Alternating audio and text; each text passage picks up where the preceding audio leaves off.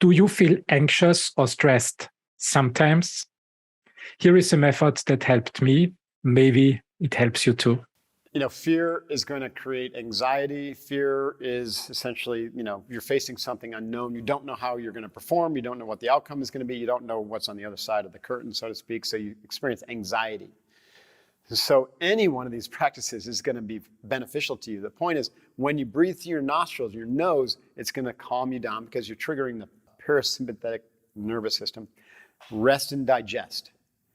Because otherwise, the fear response is the sympathetic, and that's anxiety, right? So anxiety is like building and building, so we begin to breathe slowly through our nose.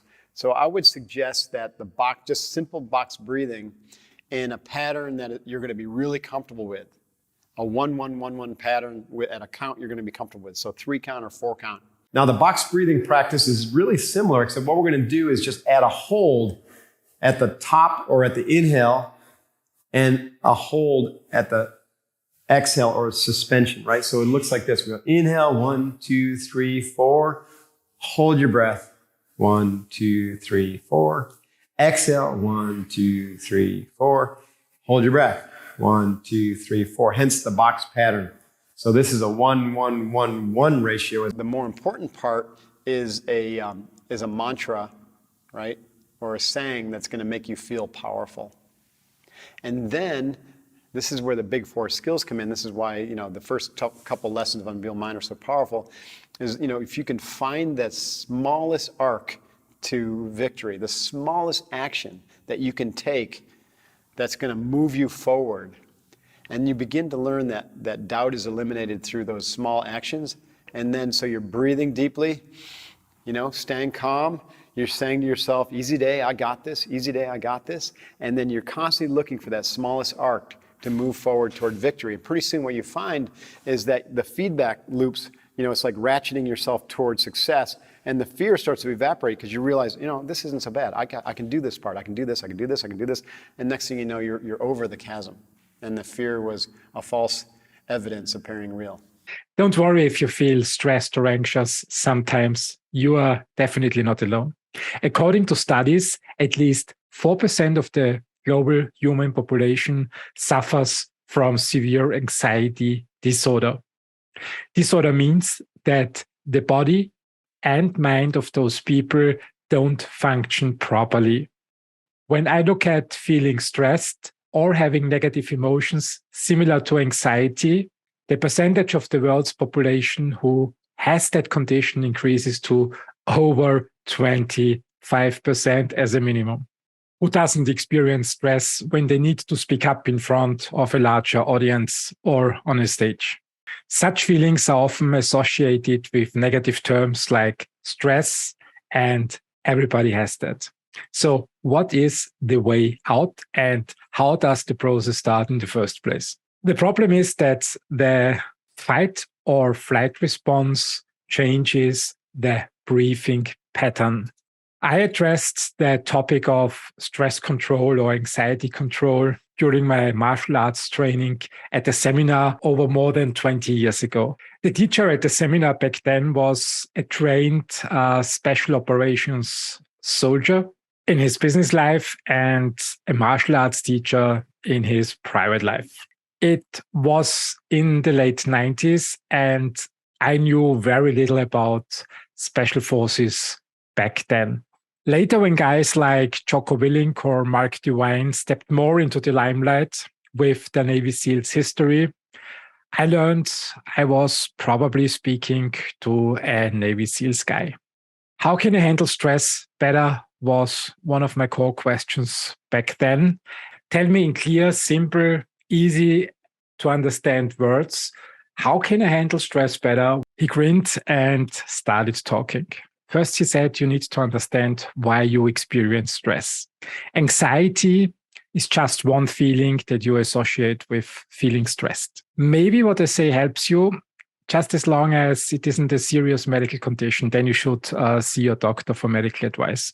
I said, sure, but let's stay with the non-medical problems first and go ahead. The problem is that the body triggers a stress response whenever someone experiences uncertainty or danger. understanding how to handle it really helps to improve your important social relationships. Harvard Health describes the autonomous stress response as the autonomic nervous system has two components: the sympathetic nervous system and the parasympathetic nervous system. The sympathetic nervous system functions like a gas pedal in a car. It triggers the fight or flight response, providing the body with a burst of energy so that it can respond to perceived dangers. It makes absolute sense when something dangerous is about to happen, so you can move out of the danger zone without thinking. It doesn't make a whole lot of sense to trigger such a response just because someone wrote a negative comment on one of your beloved blog posts.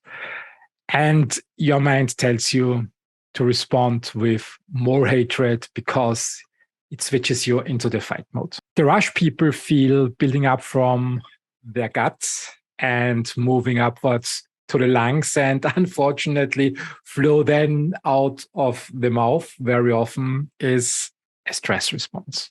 In the process, the breathing gets more and more shallow and the frequency increases. Depending on the preposition and situation, what comes up then is either, hey you, let's fight it out, or you turn around and start running away.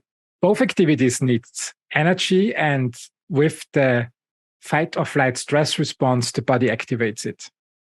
But as I mentioned, it is really counterproductive when your boss gives you negative feedback and without thinking about it, you immediately switch into the fight or flight response.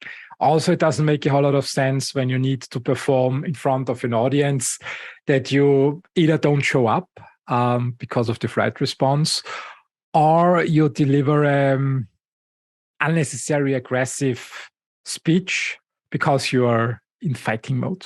Rejection, negativity, novelty gets usually the energy flowing.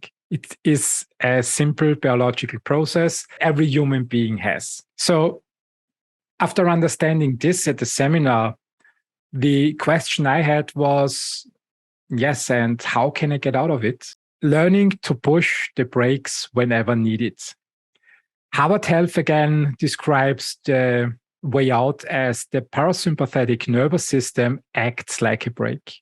It promotes the rest and digest response that calms the body down after the danger has passed.